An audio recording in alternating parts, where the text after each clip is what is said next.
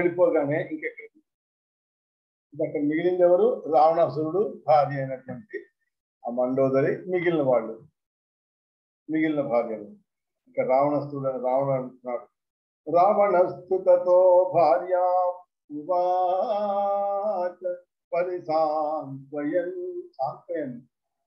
సాంత్వన వచనాలు చెప్తున్నాడు ఇప్పుడు, అంటే ఓదారుస్తున్నాడు. దైవాధీనమిదం భద్రే జీవతా కిం న దృశ్యతే త్యజ శోకం విశాలాక్షి జ్ఞానం నాలంబ్య నిశ్చితం. నువ్వు ఇవి తెలుసుకోమ్మా, అన్ని దైవాధీనాలు. ఇవన్నీ మనం బతుకుంటే ఇట్లాంటివన్నీ చూడాల్సి ఉంటుంది, తప్పదు. శోకం విడిచిపెట్టు, నిశ్చలమైనటువంటి జ్ఞానాన్ని పొందు.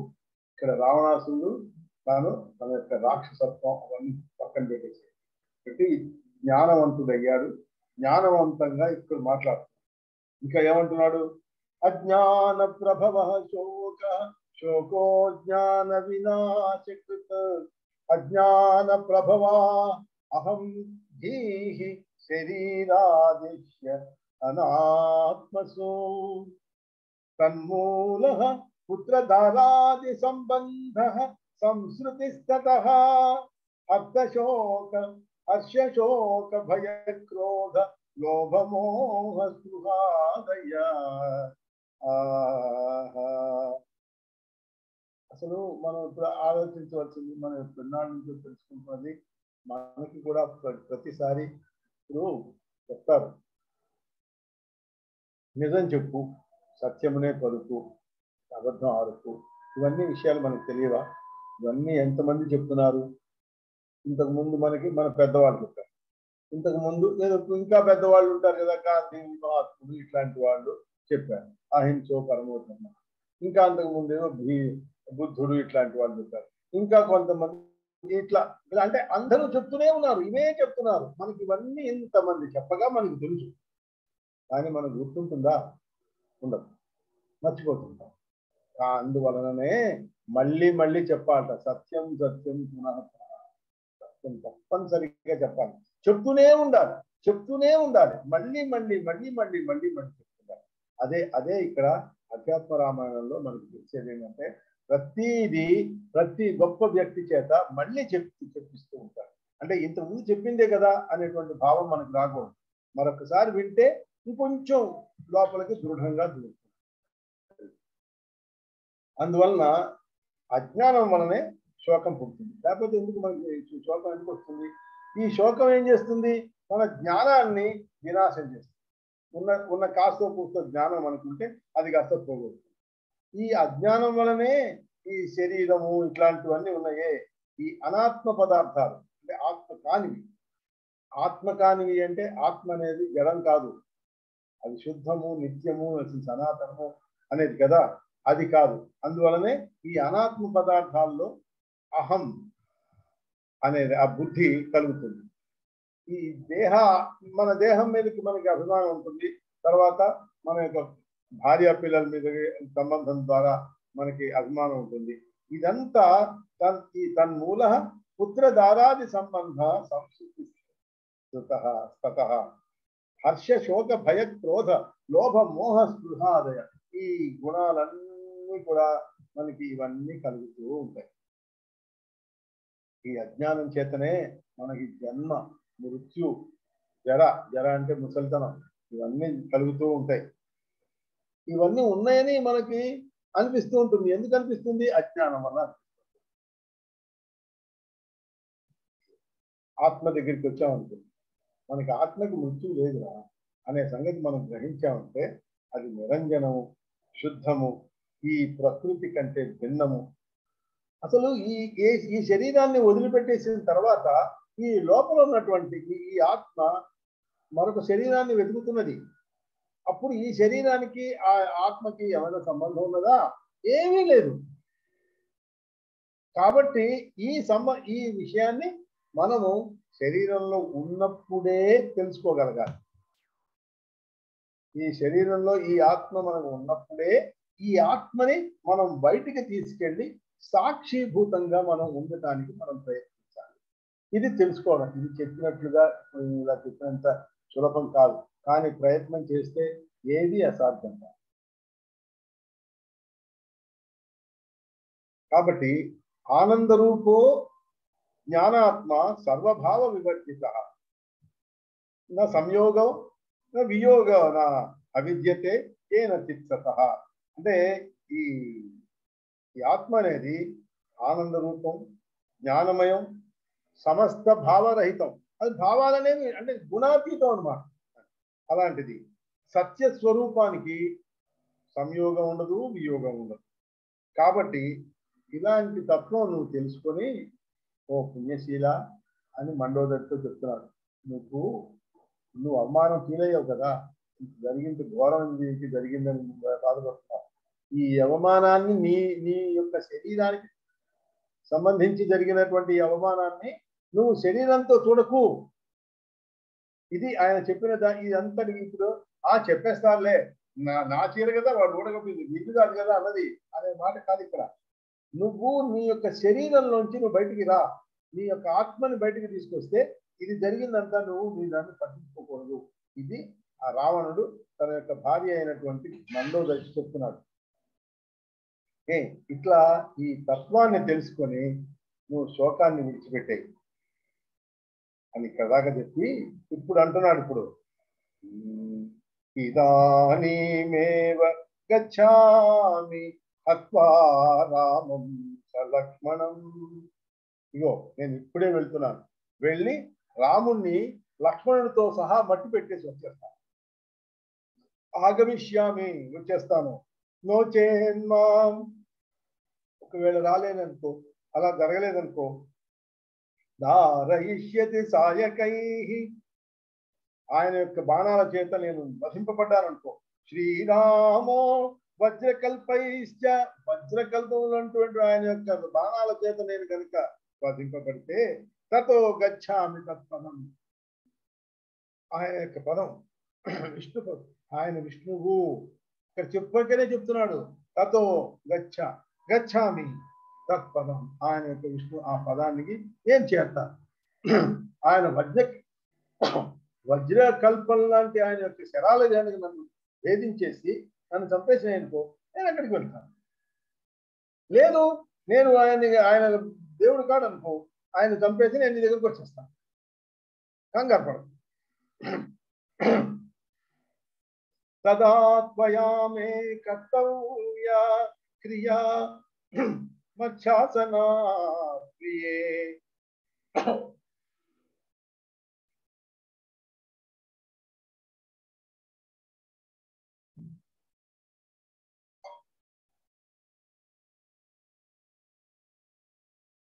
సరే, ఈ మాట చెప్పాను, కానీ నీకు ఒక్క మాట చెప్తున్నాను, అది శాసనంగా అనుభవం. ఏమిటంటే, నేను కనుక తిరిగి రాలేదనుకో, అప్పుడు నువ్వు సీతని వధించి నాతో సహగమనం చేయి. అర్థమైందా అని చెప్పేసి బయలుదేరి. ఇంకా ఏవం శ్రుత్వా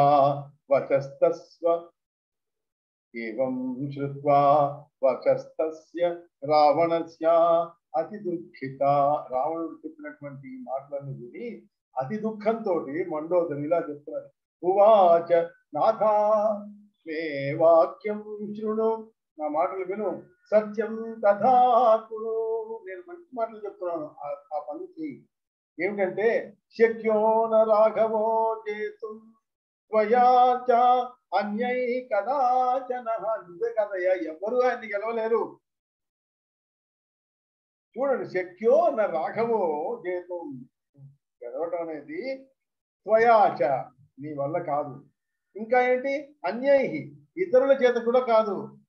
కదాచన రామో దేవవర సాక్షాత్ ప్రధాన పురుషేశ్వర, ఆయన సాక్షాత్ ప్రధాన పురుషేశ్వరుడైనటువంటి ఆ శ్రీరామచంద్రుడిని నువ్వు ఎదుర్కొన్నావని నువ్వు అనుకుంటున్నావు.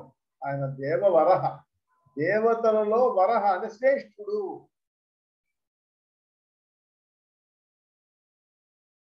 ఇంకా ఆయన యొక్క గొప్పతనం ఎలాంటిదో ఆవిడ వర్ణిస్తున్నది.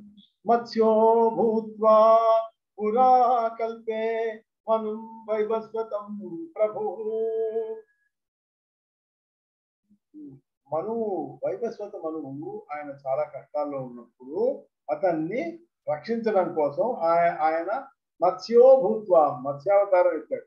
పూర్వం ఎత్తి ఆ కల్పంలో ఈయన రక్షించాడు. రరక్ష సకలాపద్యో రాఘవో భక్తవత్సల. భక్తవత్సలైనటువంటి రాఘవుడు సకల ఆపదల నుంచి ఆ వైవస్వత మనువుని రక్షించాడు. రామ కూర్మో అభవత్ పూర్వం లక్షయోజన విస్తృత సముద్రమథనే పృష్ఠే దధార కనకాచలం. కనకాచలం అంటే ఇక్కడ మందర పర్వతం. ఈ మందర పర్వతాన్ని తన యొక్క వీపు మీద పెట్టుకున్నాడు.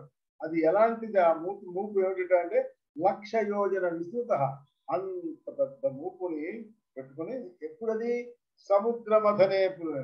సముద్ర మథనం జరుగుతున్నప్పుడు, క్షీరసాగర మథనం జరుగుతున్నప్పుడు ఆయన ఆ కూర్మావతారం ఎత్తాడు. హిరణ్యాక్షో అతి దుర్వృత్తో అతో నేన మహాత్మన.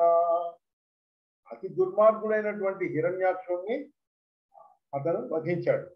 క్రోడ రూపేణ వపుషా శోణి ఉద్ధరత శోణి ఉద్ధరత అంటే భూమిని ఉద్ధరించాడు ఆయన. క్రోడ రూపేణ అంటే వరాహ. క్రోడం అంటే వరాహ. ఆ వరాహ రూపంలో ఆ వపుష అంటే ఆ శరీరంలో ఆయన ఉద్ధరించాడు. హిరణ్యాక్షుణ్ణి చంపేసి. త్రిలోక కంటకం దైత్యం హిరణ్యకశిపుం పురా. ఈ త్రిలోక కంటకుడైనటువంటి ఆ మహారాక్షసుడైనటువంటి హిరణ్యకశిపుణ్ణి పూర్వం ఎలా చంపాడయ్యా? అతావా నరసింహేన వపుషా రఘునందన. నరసింహ రూపంలో వచ్చి ఆయన్ని చంపేశాడు. ఈ రఘునందనుడే. ఎవరనుకుంటున్నావు చంపింది? విక్రమై త్రిభిరేవాసౌ బలిం బద్ధ్వా జగత్రయం ఆక్రమ్య సురేంద్రాయ భృత్యాయ రఘున సత్తమః. విక్రమై త్రిభిరేవాసౌ, 3 లోకాలు ఉన్నటువంటి జయించినటువంటి ఆ బలిని బద్ధ్వా బంధించి జగత్రయం ఈ 3 లోకాలు తన యొక్క ఆక్రమ్యాత్ సురేంద్రాయ, సురేంద్రుడిని అంటే ఇంద్రుడికి ఆ భూమి అంతా ఇప్పించాడు. ఆ త్రిలోకాలకి ఇప్పించాడు. ఆయనకి ఈ 3 లోకాలని ఈయన ఆక్రమించాడు. రాక్షసా క్షత్రియాకార జాతా భూమి పరావహ తాన్ హత్వా బహుశో రామో భువం జిత్వా యదాన్ముని. ఈ రాక్షసా క్షత్రియాకార జాత అంటే ఈ క్షత్రియాకారాలలో పుట్టినటువంటి రాక్షసులు ఉన్నారే, అంటే ఈ రాజులు క్షత్రియులు వీళ్ళు ఎంత దుర్మార్గంగా ప్రవర్తించేవాళ్ళు అంటే ఆ ప్రజలన్నా ఇది లేదు, అసలు దారుణమైనటువంటి పరిపాలన చేస్తూ ఉండేవాళ్ళు ఆ క్షత్రియ రాజులు. అలా అందుకనే రాక్షసాహ క్షత్రియాకార, క్షత్రియుల రూపంలో ఉన్నటువంటి రాక్షసులని భూమేర్భరావహ, ఆ భూభారం తగ్గించడం కోసం తాన్ హత్వా బహుశో రామో, ఎన్నోసార్లు అతను చంపేశాడు. ఎవరు? ఈ రాముడే, పరశురాముడు యొక్క. భువం జిత్వా హ్యదాన్మనే అంటే భువన్ ఈ యొక్క భూమి అంతటిని గెలిచాడు కదా. మరి రాక్షసులందరినీ అంటే శత్రు రాజులందరినీ చంపేసిన తర్వాత వీళ్ళందరినీ గెలిచి మరి ఆ భూమిని ఏం చేశాడు? హ్యుదాన్మునే, కశ్యప మహామునికి ఆయన దానం ఇచ్చాడు. స ఏవ సాంపృత్వం జాతో రఘువంశే పరస్పరః భవదర్థే రఘుశ్రేష్ఠో మానుషత్వముపాగతః. ఇప్పుడు ఎందుకు వచ్చాడు? నిన్ను చంపడం కోసమే వచ్చాడు. భవదర్థే నిన్ను చంపడం కోసమే ఈ రఘుశ్రేష్ఠుడైనటువంటి వాడు మానుషత్వం ఉపాగత, మానుషత్వాన్ని దాల్చి వచ్చాడు. తస్య భార్యా కిమర్థం వాహృతా సీతా వనోద్బలాత్. అసలు ఇంకొక విషయం చూడు, ఆయన యొక్క భార్యని ఎందువలన నువ్వు ఈ వాహృతం, ఎందువలన నువ్వు అపహరించావు? ఆ సీతని వనంలోంచి బలాత్కారంగా ఎందుకు తీసుకొచ్చావు? మమ పుత్ర వినాశార్థం, నా కొడుకును చంపడం కోసం నువ్వు తీసుకొచ్చావు. తల్లి చెప్తున్నటువంటి మాటలు నా ఎందుకు చెప్పు, నా అక్షకుమారుడు చచ్చిపోయారు అంటే దానికి కారణం ఏంటి? నువ్వు ఆవిడని వెళ్ళి అక్కడి నుంచి బలాత్కారంగా నువ్వు తీసుకొచ్చావు, అందువల్ల నువ్వు ఆవిడని తీసుకొచ్చావు. స్యస్యాపి నిధనాయ చ.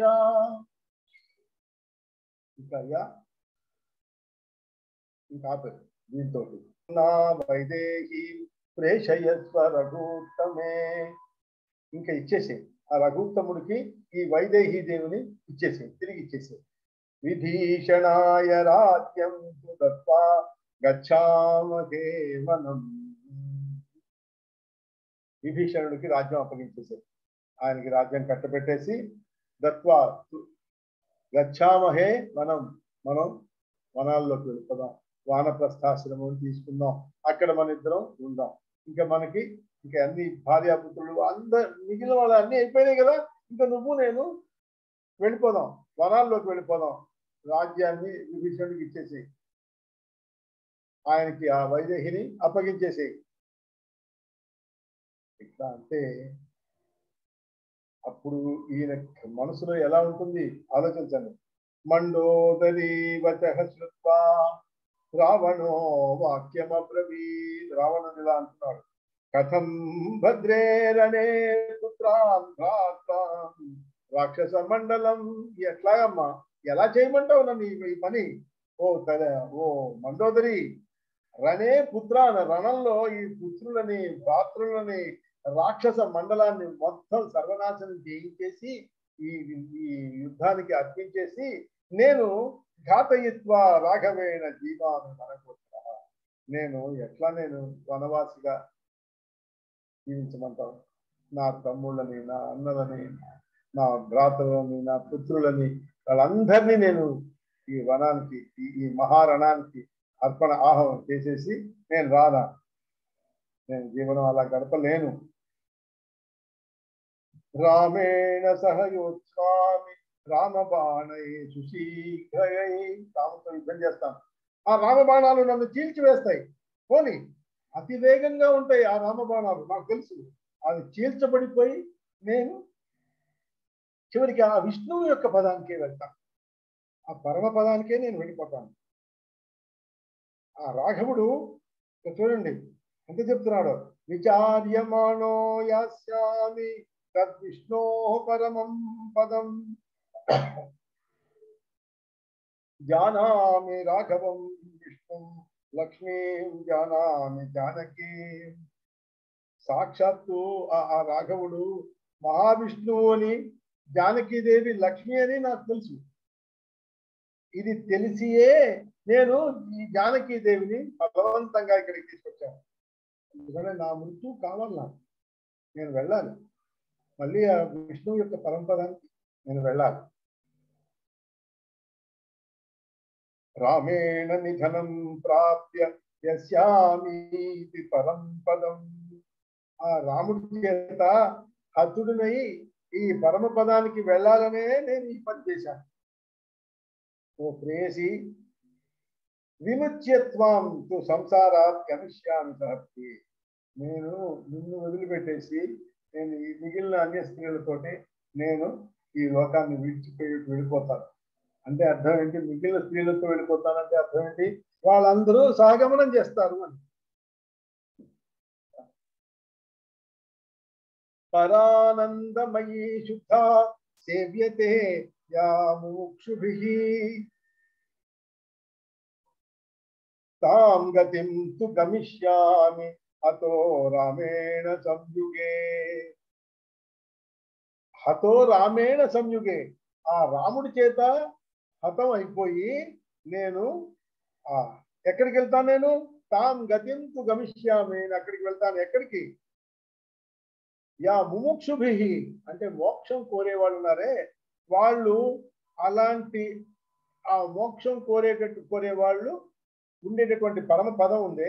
అది ఎలాంటిది? అది పరమానందమయం అయినటువంటిది, పరమ శుద్ధము అయినటువంటిది దివ్య గతిని నేను చేస్తాను, దాన్ని పొందుతాను.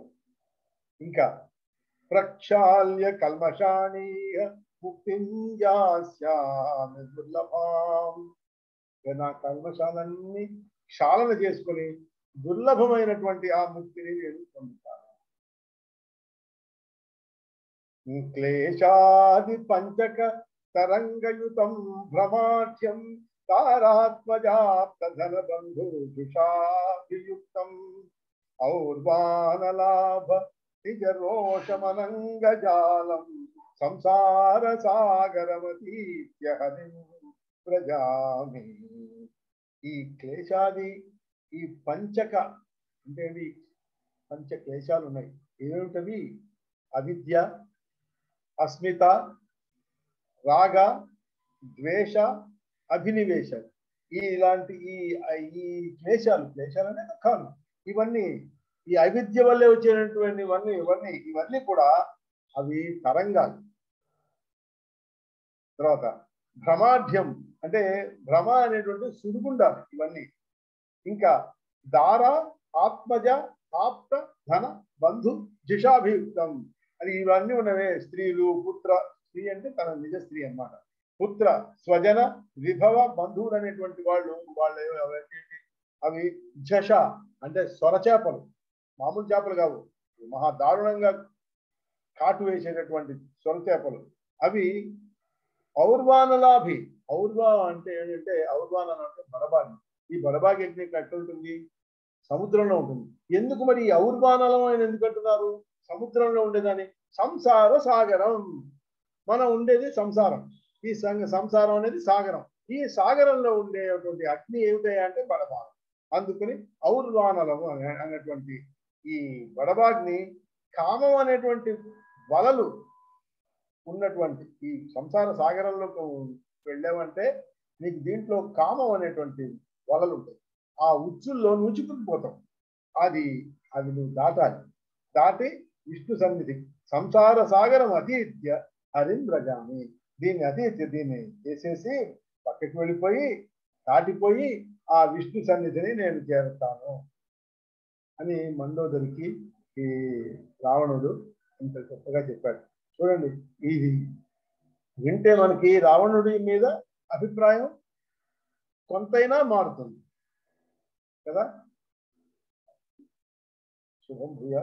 దీంతో ఈ దశమ స్వర్గం పూర్తయింది.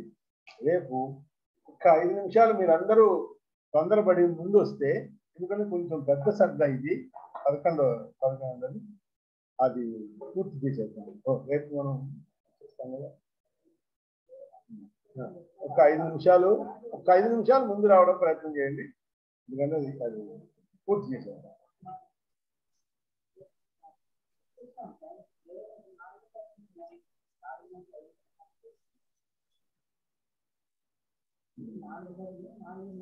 అవును, మరొక చిన్న ఇది 4ని బదులు 4